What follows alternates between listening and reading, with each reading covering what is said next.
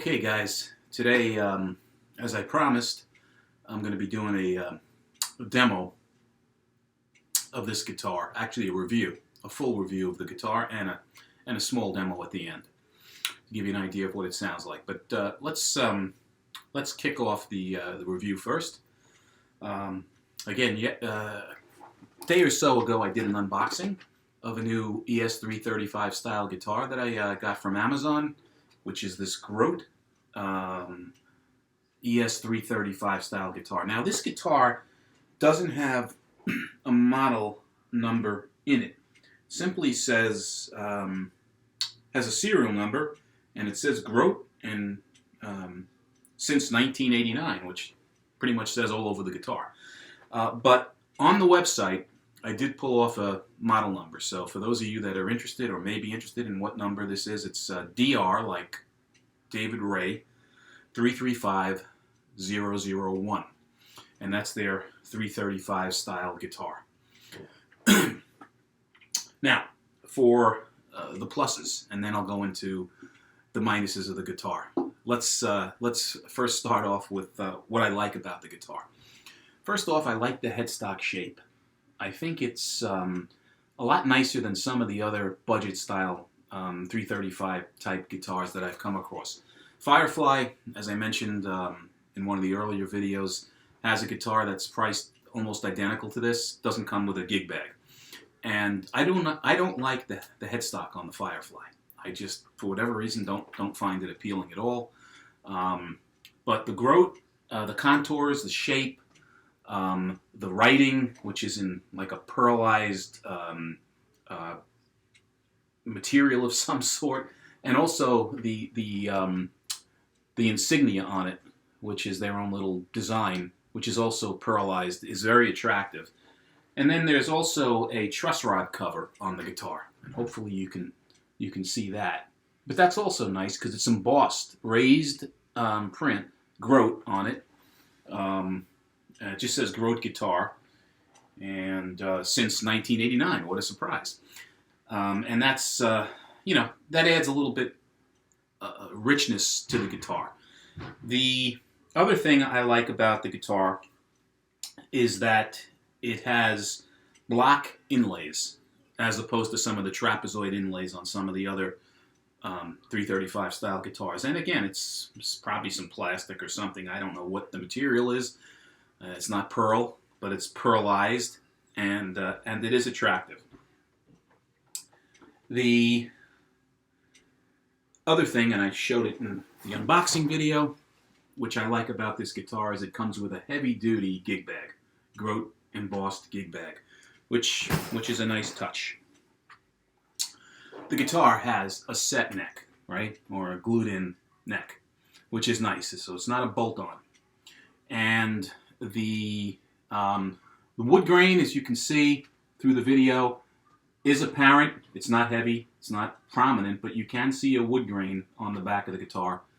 The neck is pretty much not so much from a wood grain standpoint. The front, you can see it, but it's very, very lightly present.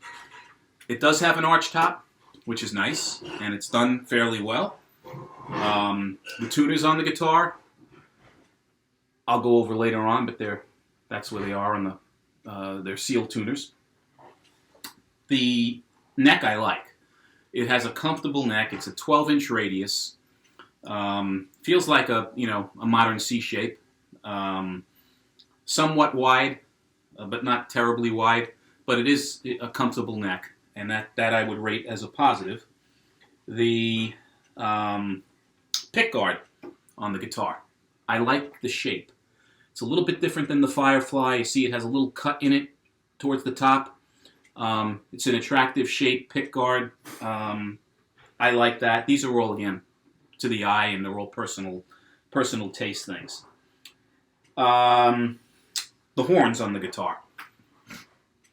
Now, the Firefly over the last couple of years keeps changing the horn shape. They had rounded, then they made it a little bit pointed, more like almost like an Ibanez AS53 type, and then they went back to round, and this is pretty much as close to a Mickey Mouse type of a horn horn shape that I've come across, and I think it's fine. I think it looks good. So I like the shape of the guitar and the horn shape. What else? Fretwork. Fretwork is excellent. Up and down the frets. No sharp fret ends. No fret sprout. No raised frets. The intonation was fine out of the box. Maybe a slight adjustment, but pretty good. Right out of the box. The string height was set nice, as you can see, nice and low, and no buzzing.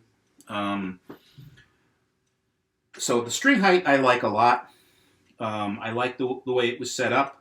I like the fact that there's no sharp fret ends. I also like the configuration on the guitar where the input jack is. So you can see it's here. It's on the bottom of the guitar, bottom right lower part of the guitar, which I like. The traditional 335s have it on the guitar around here.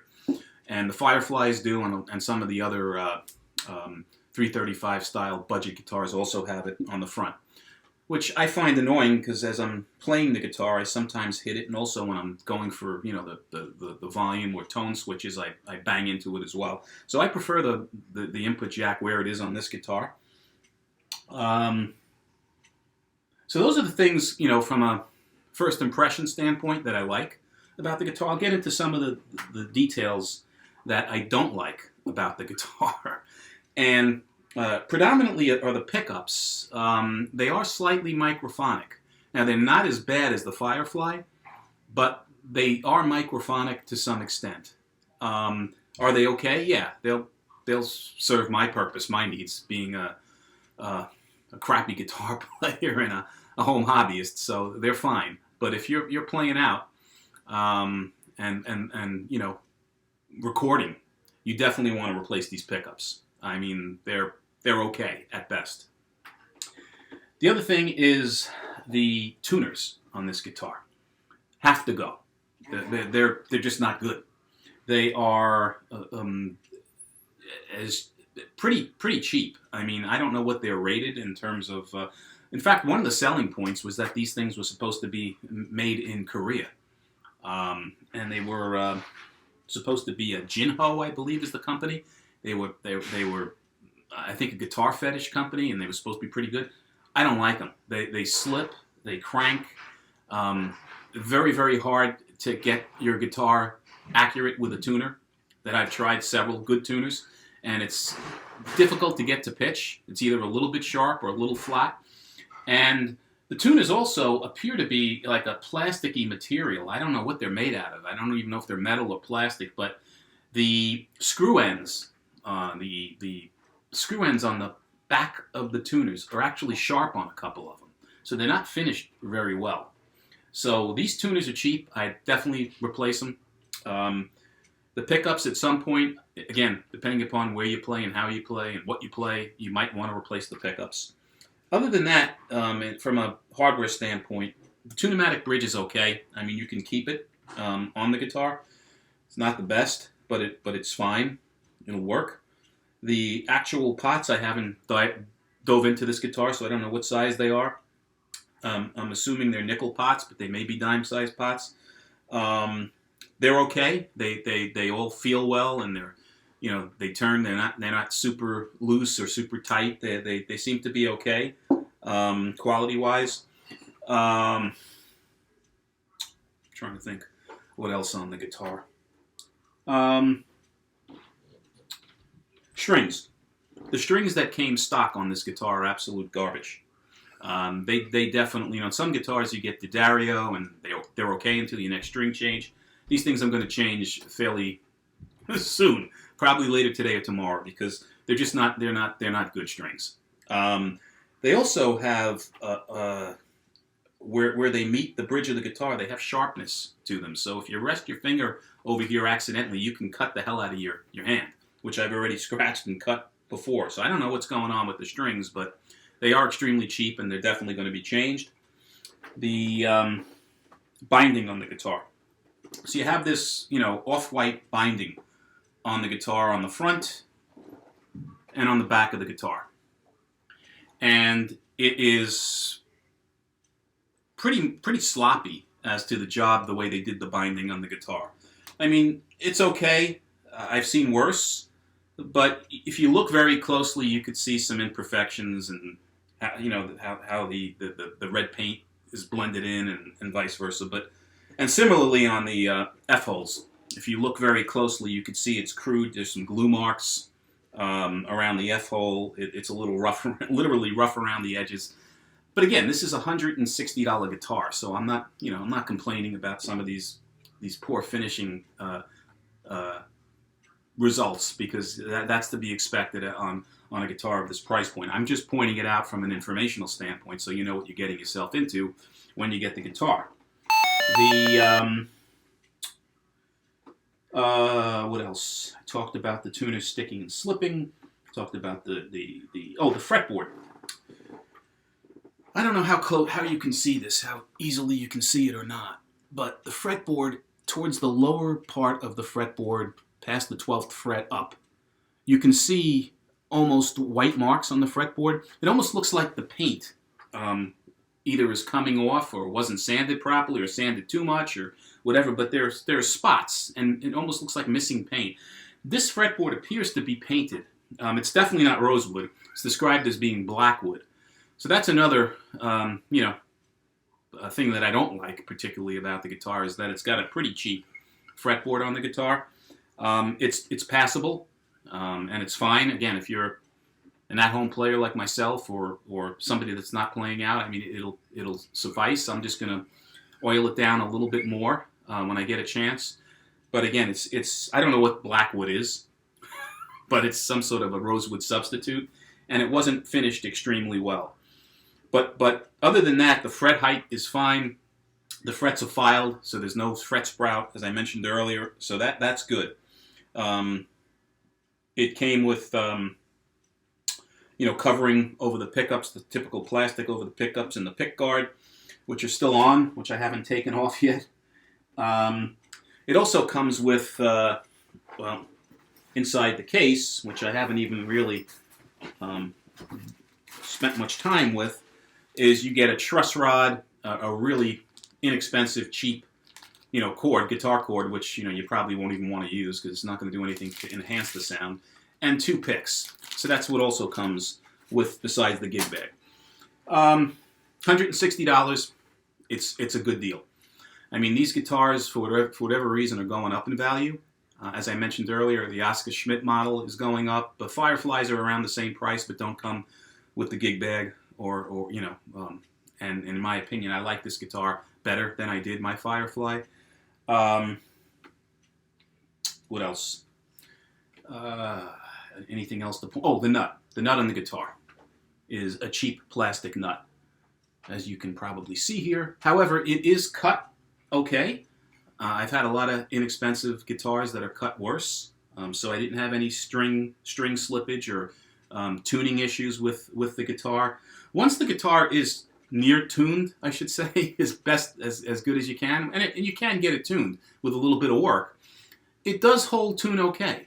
Again, the tuners do not absolutely have to be replaced, but again, I would suggest if you're playing out or you're recording with the guitar, to absolutely hit the tuners and hit the pickups as mods for this guitar.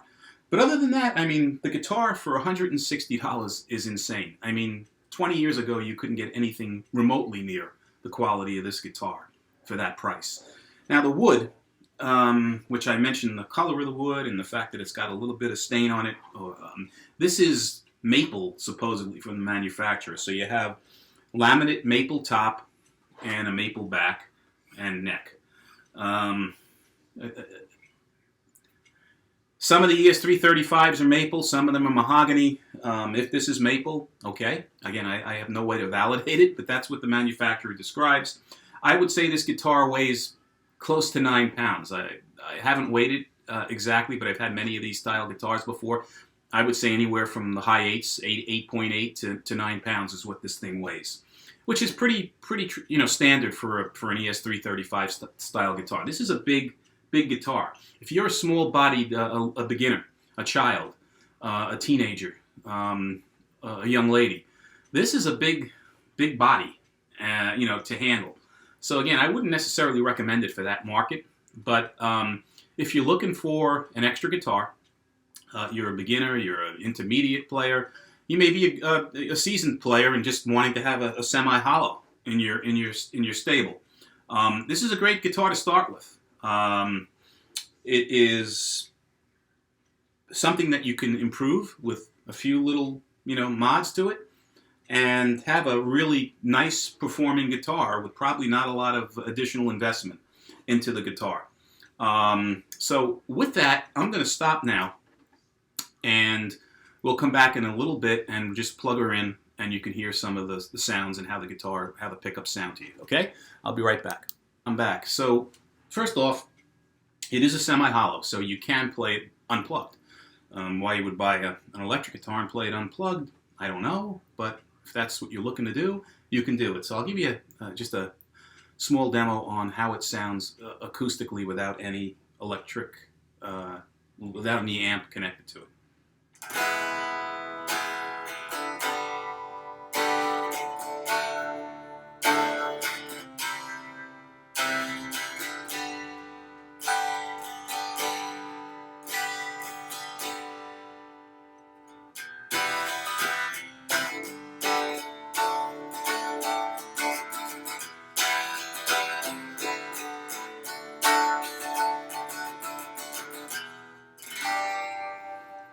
So it's not super loud, but you can get by playing it and hearing it clearly without plugging it in. I've played semi-hollows that were louder and a little bit more resonant, but it's fine. Again, $160 guitar.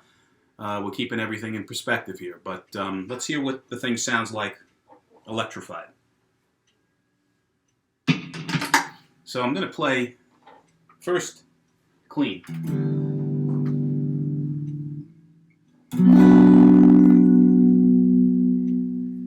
That's your neck pickup.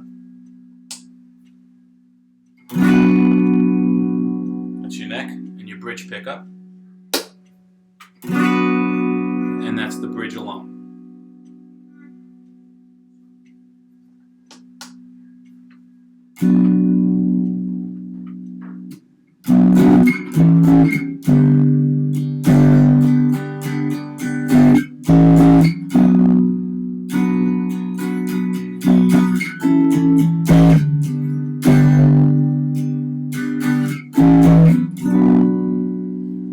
Now I'll add a little bit of distortion.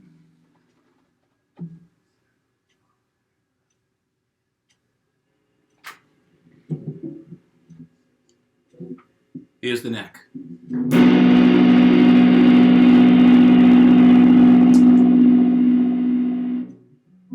The neck and the bridge.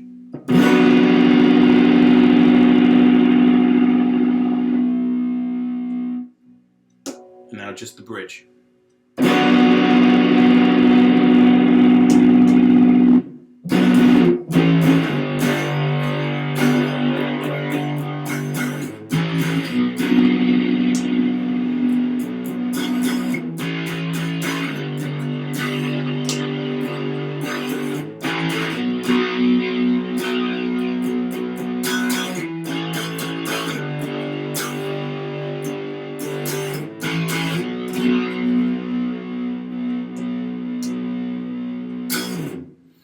So, just gave you a quick little feel for what it sounds like clean, what it sounds like with distortion. I am going to just show you what I was talking about with the pickups being microphonic. So,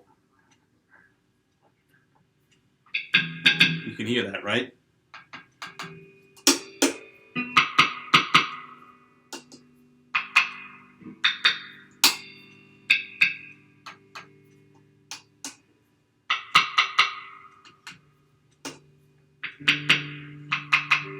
Yeah, so if I talk into it, you're going to hear my voice. It's a little bit better than I had experienced with the Firefly, but there are issues. So again, you're not going to notice it if you're like myself and you're just a mediocre player and you play at home and you're playing for enjoyment. I don't think it's going to make a hill of difference.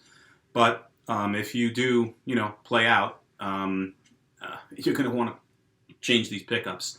And you might also want to dampen the wiring as well in here, because the more distortion you put on, especially when you turn the volume up, you do get a significant amount of feedback coming out of the guitar, which is not unusual for a semi-hollow guitar. I mean, that's pretty much to be expected. But again, if you are playing out, you're probably going to want to do something with the wiring to reduce that amount